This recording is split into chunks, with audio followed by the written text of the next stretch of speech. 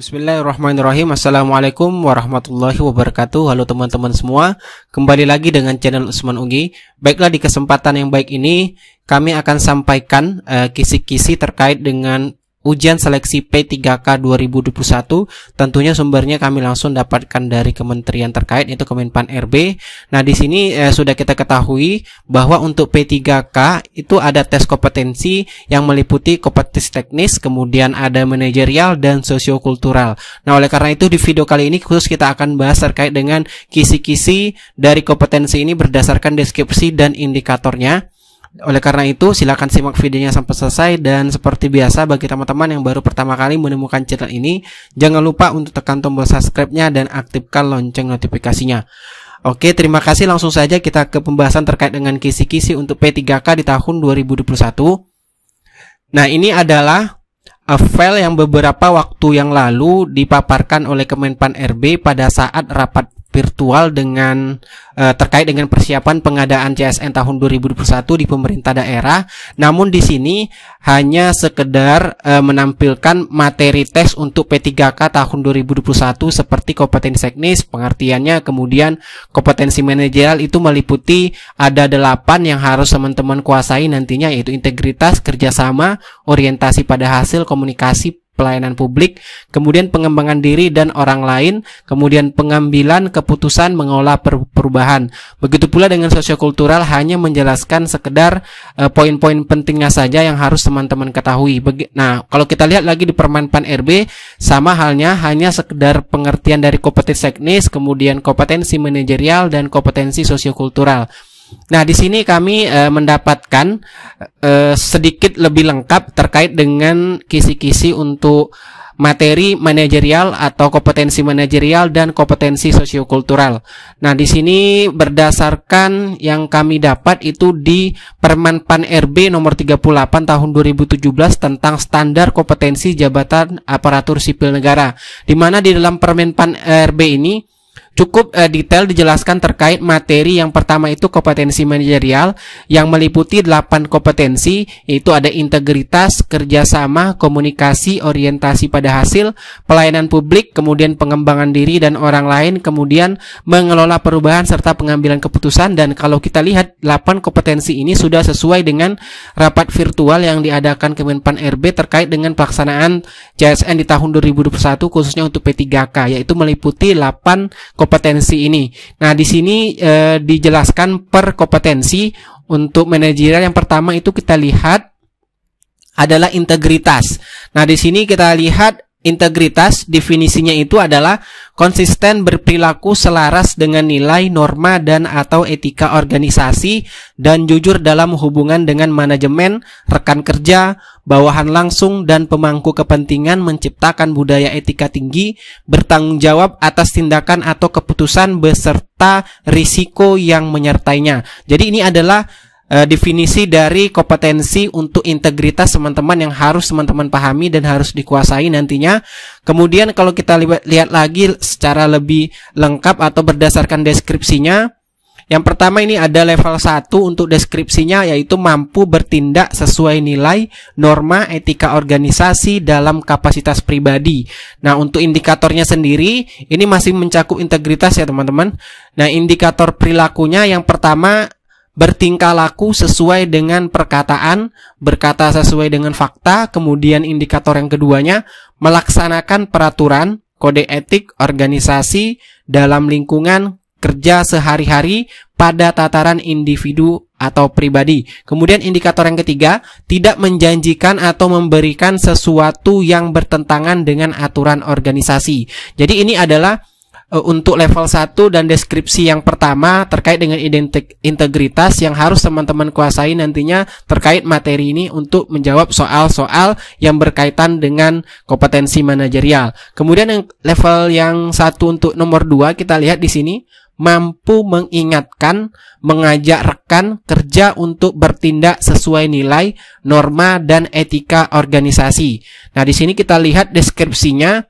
Maksudnya indikatornya yang pertama mengingatkan rekan kerja untuk bertindak sesuai dengan nilai, norma, dan etika organisasi dalam segala situasi dan kondisi. Kemudian mengajak orang lain untuk bertindak sesuai etika dan kode etik. Kemudian indikator yang kedua, menerapkan norma-norma secara konsisten dalam setiap situasi pada unit kerja terkecil atau kelompok kerjanya. Kemudian ada indikator yang ketiga ialah memberikan informasi yang dapat dipercaya sesuai dengan etika organisasi. Jadi inilah indikator yang harus teman-teman kuasai juga terkait dengan mampu mengingatkan, mengajak rekan kerja untuk bertindak sesuai nilai, norma, dan etika organisasi.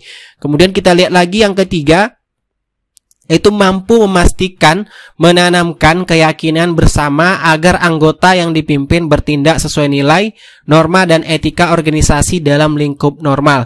Dan di sini juga ada indikatornya, ada 3 teman-teman. Nah, silakan nanti teman-teman baca sendiri. Nanti saya akan cantumkan link untuk Permenpan RB nomor 37 di sini.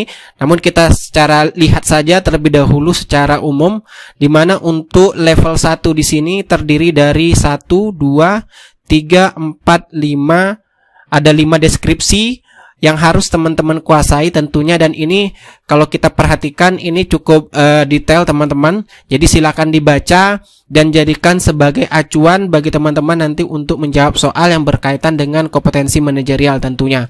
Kemudian ada kerjasama. Kompetensi yang harus dikuasai pada kompetensi manajerial, yaitu kerjasama, definisinya kemampuan menjalin, membina, mempertahankan hubungan kerja yang efektif, memiliki komitmen saling membantu dalam penyelesaian tugas, dan mengoptimalkan segala sumber daya untuk mencapai tujuan strategis organisasi. Nah, itu terkait dengan definisi kerjasama teman-teman. Terkait dengan deskripsi dan indikatornya silakan teman-teman baca nanti sendiri. Kemudian kita lihat yang ketiga adalah komunikasi, di mana komunikasi adalah kemampuan untuk menerangkan pandangan dan gagasan secara jelas, sistematis, disertai argumentasi yang logis dengan cara-cara yang sesuai baik secara lisan maupun tertulis, memastikan pemahaman, mendengarkan secara aktif dan efektif, mempersuasi, meyakinkan, dan membujuk orang lain dalam rangka mencapai tujuan organisasi. Nah, seperti itu untuk definisi komunikasi teman-teman. Kemudian kita lihat lagi kompetensi yang keempat, yaitu terkait dengan orientasi pada hasil, di mana definisi dari orientasi pada hasil adalah kemampuan mempertahankan komitmen pribadi yang tinggi untuk menyelesaikan tugas, dapat diandalkan, bertanggung jawab, mampu secara sistematis mengidentifikasi risiko dan peluang dengan memperhatikan keterhubungan antara perencanaan dan hasil untuk keberhasilan organisasi. Nah, kemudian kita lihat lagi yang kelima, yaitu pelayanan publik. Nah, ini harus teman-teman pahami juga apa itu pelayanan publik sebenarnya. Di mana pelayanan publik adalah kemampuan dalam melaksanakan tugas-tugas pemerintahan, pembangunan, dan kegiatan pemenuhan kebutuhan pelayanan publik secara profesional, transparan, mengikuti standar pelayanan yang objektif, netral, tidak memihak, tidak diskriminatif, serta tidak terpengaruh kepentingan pribadi atau kelompok atau golongan atau partai politik. Nah, itu terkait dengan definisi pelayanan publik. Kemudian yang keenam kita lihat adalah kompetensi pengembangan diri dan orang lain. Pengembangan diri dan orang lain ini adalah kemampuan untuk meningkatkan pengetahuan dan menyempurnakan keterampilan diri, menginspirasi orang lain untuk mengembangkan dan menyempurnakan pengetahuan dan keterampilan yang relevan dengan pekerjaan dan pengembangan karir jangka panjang, kemudian mendorong kemauan belajar sepanjang hidup, memberikan saran atau bantuan, umpan balik, bimbingan untuk membantu orang lain, dan untuk mengembangkan potensi dirinya. Nah, itu yang untuk potensi pengembangan diri. Dan untuk mengelola perubahan, di mana untuk mengelola perubahan ini adalah kemampuan dalam menyesuaikan diri dengan situasi yang baru atau berubah dan tidak bergantung secara berlebihan pada metode dan proses lama, mengambil tindakan untuk mendukung dan melaksanakan inisiatif perubahan, memimpin usaha perubahan, mengambil tanggung jawab pribadi untuk memastikan perubahan berhasil diimplementasikan secara efektif. Kemudian kita lihat lagi yang terakhir adalah kompetensi pengambilan keputusan, Definisinya adalah kemampuan membuat keputusan yang baik secara tepat waktu dengan keyakinan diri setelah mempertimbangkan prinsip kehati-hatian, dirumuskan secara sistematis dan seksama berdasarkan berbagai informasi, alternatif pemecahan masalah dan konsekuensinya serta bertanggung jawab atas keputusan yang diambil. Nah, itulah 8 kompetensi yang harus teman-teman kuasai untuk kompetensi manajerial. Silakan dibaca untuk deskripsi dan indikator perilakunya nanti di Permenpan RB ini. Nanti kami akan cantumkan link untuk Permenpan RB ini. Nah, selanjutnya kita lihat untuk kompetensi sosiokultural.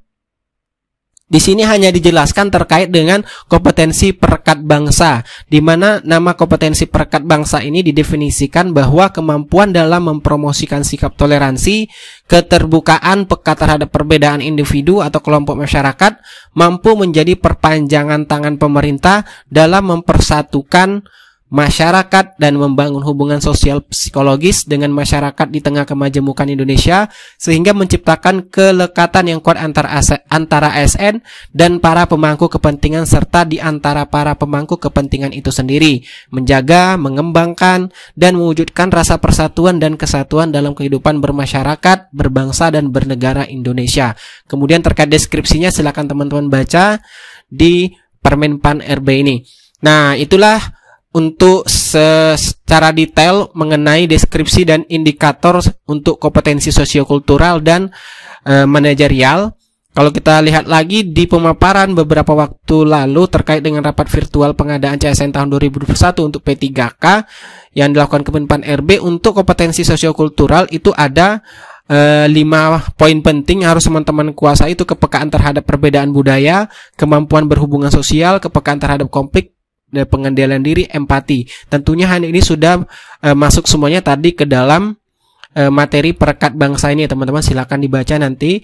Nah, terkait dengan kompetensi teknis, hal ini tentunya berkaitan dengan pengetahuan, keterampilan dan sikap atau perilaku yang dapat diamati, diukur dan dikembangkan, yang spesifik berkaitan tentunya dengan bidang teknis jabatan yang teman-teman nanti akan diujikan. Contohnya kalau guru tentunya berkaitan dengan mungkin mata pelajaran yang diemban atau cara mengajar yang baik itu seperti apa, atau dikenal dengan istilah yang pedagogik seperti itu.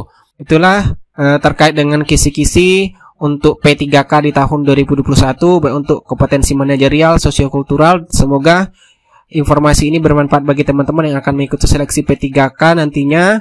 Dan untuk mengenai bobot dan jumlah soal, silakan lihat di video sebelum yang sudah kami upload terkait dengan bobot dan jumlah soal untuk seleksi P3K di tahun 2021. Sekian dari Usman Ugi. Wassalamualaikum warahmatullahi wabarakatuh.